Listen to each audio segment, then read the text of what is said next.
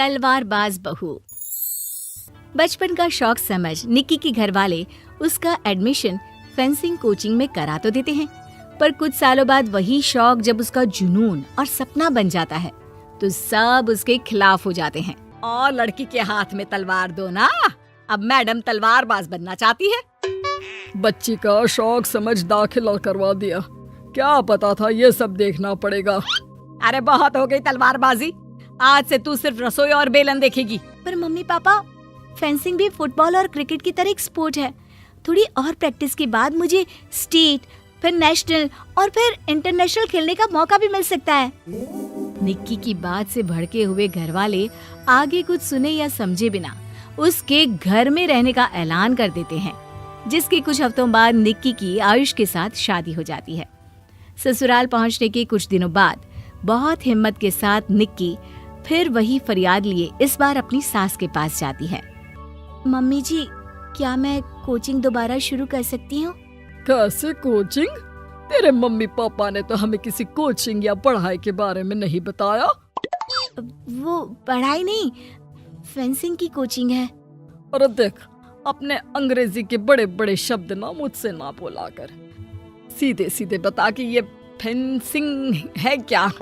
Mummy papa के साथ अपने एक्सपीरियंस के बाद निक्की कोई रिस्क ना लेते हुए सास से झूठ बोल मंजूरी ले लेती है और इसी के साथ निक्की के सपनों की दुनिया शुरू हो जाती है, जिसमें अब वो सुबह उठ जल्दी जल्दी घर का सारा काम खत्म करके ज्यादा से ज्यादा समय अपनी फेंसिंग प्रैक्टिस में बिताने लगती है। इसी तरह महीने बीत जाते हैं।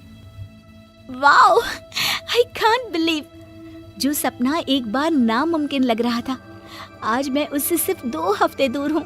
निक्की, तुम बहुत अच्छा कर रही हो, बस अपने फॉर्म को खराब मत होने देना और नेशनल्स का मेडल तुम्हारे गले में आना पक्का है। इस बात को सुनकर निक्की नेशनल गेम की खुशी में झूमती हुई जैसे ही उस शाम घर पहुंचती है तो आयुष को पैर में प्लास्टर के साथ सोफे पर बैठा देख परेशान हो जाती है। ये क्या, कैसे हुआ? किसी ने मुझे फोन क्यों नहीं किया? ऑफिस से आते हुए रास्ते में किसी ने टक्कर मार दी, इसलिए बहू कल से इसके ठीक होने तक तो कोचिंग से छुट्टी ले ले, डॉक्टर ने पूरा बेड रेस्ट बोला है। पति की हालत और सास की बात से हैरान परेशान निक्की आगे कुछ बोले बिना अपने कमरे में चली जाती है। अब मैं क्या करूंगी? दोनों तरफ मेरी जिम्मेदारी है, अगर एक भी पूरी नहीं की तो लाइफ में दोबारा सुकून की सांस नहीं ले पाऊंगी। सच बता दूं क्या? नहीं, अगर इन्होंने भी घर में कैद कर लिया तो बचा कुचा मौका भी खो दूंगी। भगवान, आपने मुझे कहाँ फंसा दिया। मन ही मन ये सब सोचते हुए निक्की घर के काम और पति की सेवा में लग जाती है। इसी तरह 1 हफ्ता बीत जाता है। बहुत सोचने के बाद भी जब कोई दूसरा रास्ता नहीं दिखता तो निक्की सबको फेंसिंग की सच्चाई बताने का फैसला करती है और सास और पति के पास आती है। मम्मी, आयुष, मुझे आप दोनों से एक बात करनी है। तुम्हें भी मम्मी की तरह गैस हो गई है क्या? तू भी बूढ़ी औरत की मजाक उड़ा ले। एक दिन जब तेरे बच्चे तेरा मजाक उड़ाएंगे ना तो मैं भी उनके साथ बैठकर हंसूंगी। घर का ये हंसता खेलता माहौल देखकर निक्की आगे कुछ बोल ही नहीं पाती। तभी गोलियां चलने की आवाज सुनकर सब डर जाते हैं और कुछ आतंकवादी घर में घुसकर सबको बाहर निकाल देते हैं, जहां उनके एरिया के बाकी सब लोग भी इकट्ठा होते हैं। कोई किसी भी तरह के होशियारी नहीं करेगा, हमें बस कुछ समय के लिए चुप रहने की जगह चाहिए, इसलिए अगर तमीज में रहोगे तो जिंदा बच जाओगे, और अगर मरने का ज्यादा मन हो तो अपना सीआईडी वाला दिमाग चला सकते हो। डर की वजह से कोई इसके आगे कुछ नहीं बोलता। कुछ घंटे इसी तरह आतंकवादियों की कैद में बैठे रहने के बाद निक्की की सास गुस्से में चिल्लाने लगती है। अरे तुम कल मुँहों को आम लोगों को परेशान करने के अलावा और कुछ नहीं आता क्या? मैं कहती हूँ, अरे एक एक को मेरी बद्दुआ लगेगी, कोई जिंदा नहीं बचेगा। ये अब क्या कर रही हो मम्मी? सॉरी, वो परेशान हो गई इसलिए कुछ भी बोल दिया। प्लीज इन्हें छोड़ दीजिए, अब कुछ नहीं बोलेंगी। अरे तू डरपोक की तरह इनसे माफी मांग रहा है, कुछ तो अपने पापा के गुण ले लेता। अगर आज वो यहाँ होते तो इतनी देर में सबका गला काट चुके होते। क्या मतलब? नहीं मम्मी, प्लीज दोबारा वही सब शुरू मत करना। आखिर कोई मुझे भी बताएगा कि बात क्या है। तेरे ससुर जी अपने समय के सबसे बेहतरीन और उम्दा तलवारबाज थे। कोई कितनी भी बड़ी बंदूक या कितने भी ज्यादा हथियारों के साथ उनके सामने क्यों ना आ जाए, सबको एक एक करके चित कर देते थे। वाह, ससुर जी और क्या क्या करते थे? निक्की का इंटरेस्ट देख सास उसे ससुर जी और उनकी तलवारबाजी की कहानियां सुनाने लगती है, जिन्हें बहुत देर तक सुनने के बाद अपने आप को रोक ना पाते हुए निक्की आखिर उनसे तलवार के बारे में पूछ ही लेती है।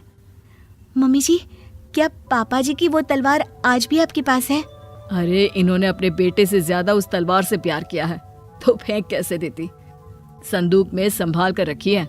आयुष की बात सुन निक्की की आंखें चमक उठती हैं और वो सब कुछ भूल तलवार निकालने की बात कर बैठती है, जिसे सुन बाकी दोनों की आंखें फट जाती हैं। क्या बोला, जरा फिर से बोल। क्या कहानियां सुनकर तुम भी अपने आप को झांसी की रानी समझने लगी? यही समझ लो कि तुमने झांसी की रानी के साथ ही शादी की है। ओ मोहतरमा, जरा सपनों की दुनिया से बाहर निकल आओ और शांति से बैठ जाओ, आई बड़ी झांसी की रानी बनेगी। माहौल की गंभीरता और सास आयुष का रिएक्शन देख निक्की के पास उन्हें सच्चाई बताने के अलावा और कोई ऑप्शन नहीं बचता, इसलिए वो बिना कुछ सोचे समझे और देर किए उन्हें पूरी सच्चाई बता देती है, जिसे सुन दोनों भौंचक्के रह जाते हैं। और इसी के साथ अगले हफ्ते मुझे नेशनल्स खेलने का भी मौका मिला है, भरोसा कीजिए मैं कर सकती हूँ। निक्की की बातों से अभी तक सदमे में बैठे आयुष और सास उनकी तबीयत खराब होने का बहाना बनाते हैं और दवाइयाँ लाने के बहाने घर के अंदर जाने की बात करते हैं, जिस पर एक आतंकवादी भी उनके साथ घर के अंदर जाता है। निक्की दवाइयाँ लेने के बाद बाथरूम का बहाना बनाकर सास के कमरे में पहुंच जाती है। अब क्या बाथरूम भी साथ चलोगे? यहीं कमरे में रुको। 5 मिनट में बाहर नहीं आई तो अंदर आकर सारी गालियां सिर में उतार दूंगा। निक्की बाथरूम के अंदर चली जाती है। अब क्या करूं? तलवार कैसे निकालूं? मुझे किसी भी तरह इससे छुटकारा पाना होगा। सोच निक्की, जल्दी कुछ सोच। कुछ देर परेशान बाथरूम में इधर से उधर घूमने के बाद निक्की की नजर फर्स्ट एड बॉक्स पर पड़ती है और वो तुरंत उसमें से कैंची निकालकर उसे छुपाते हुए चुपचाप बाहर निकल आती है। हो गया तुम्हारा सारा नाटक खत्म, अब चुपचाप ये दवाइयाँ उठाकर बाहर चलो।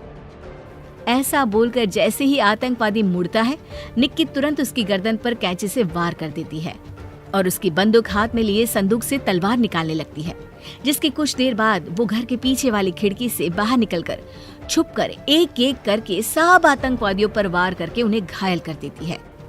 अब सारे पब्लिक की कैद में आ जाते हैं। ये सब देखकर आयुष और सास के साथ सारे लोग दंग रह जाते हैं। सास का सर गर्व से ऊंचा हो जाता है। मेरी बहू सिर्फ नेशनल्स नहीं, इंटरनेशनल भी खेलेगी। हाँ।